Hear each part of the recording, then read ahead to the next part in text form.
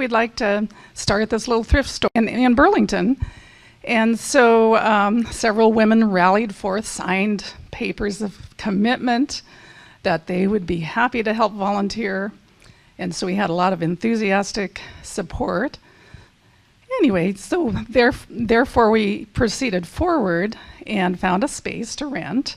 And I don't think our rent was more than $400 a month when we first started. So we didn't have any startup money other than, well, maybe it was a couple of grand. And even though our church had just sold a community services center in Cedar-Woolley for $60,000, well, at that time, all money traveled into the church building fund because they were building a new church, which is today a very beautiful church. And so it went for a good cause. However, that didn't fall into our laps. Even though the timing was bad to be going forth with this thrift store, we did it anyway and stepped out in faith. And we said, some people may never come through the doors of a church, even if it's a beautiful building, a new church, but they may come through the doors of a thrift store. So we went ahead and started that project and had a few women volunteers for 2 days a week that we were open. And, with time, as we steadily grew little by little and slowly, all of a sudden we looked at each other and says, what happened to our volunteers? We don't have any more volunteers. Keep that in mind. You may have a base of support when you start out, but beware. People are finicky. Sometimes they say, oh, this sounds exciting, something new. And then they really, over time, the steadiness of the whole thing and everything. And if it's not growing by leaps and bounds, which, it may or may not. And in our case, it did not grow by leaps and bounds. And we had naysayers saying, well, why are you doing, this thrift store, renting this building, and you're not really making much money? And we said, well, we're not taking up storage at the church for a Dorcas.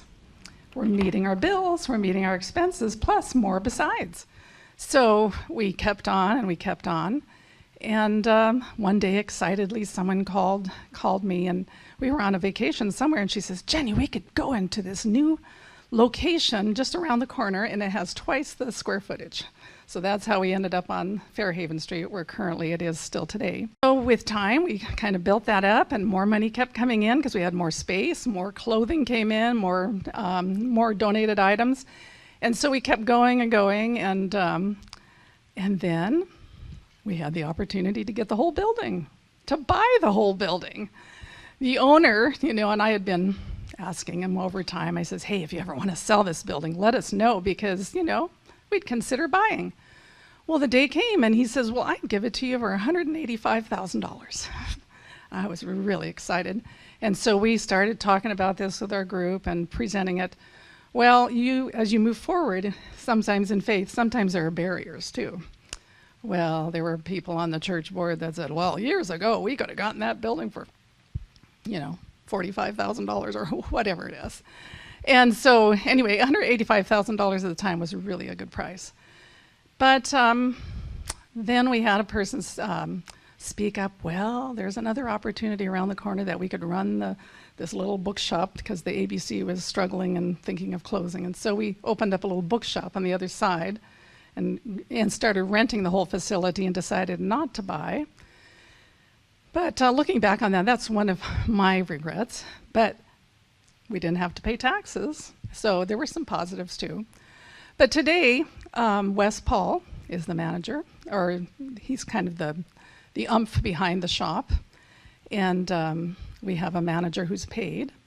And we've had managers come and go, some experienced, some not experienced.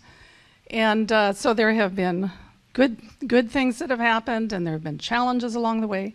But overall, I would say right now, with the support that Wes is giving the Spruced Up Thrift Shop in Burlington, it is, $20,000 a year for 2015. It remains to be seen what 2016 will be, because every year has grown. And I think, praise the Lord, all these different projects they can support, anything from the Red Cross to the food banks in the area to, and this is, I think, on a quarterly basis, they give a big check to these organizations. And even the school up there, the Adventist school, I think receives a little bit of that. And then they advertise, at the shop. They put up the on the wall behind the cashier, okay, this is where our money goes. And so people know. And so overall, I think it's really been even though it's been an unlikely journey, I mean, some people thought, well, this is never going to go anywhere. Certainly you're going to be closing those doors, over time. But 20 years later, thank God it's still there, and the future remains, we don't know what will happen.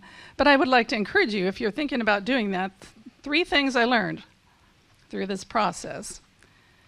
And then this is not comprehensive at all, but I think advertising is key, because people need to know you're there when you first start up. And so you have to get it out in the papers. And, our church had people coming to the doors saying, could you please help us? So the church would give them a voucher and send them to the thrift store. So then they got to know the thrift store was there.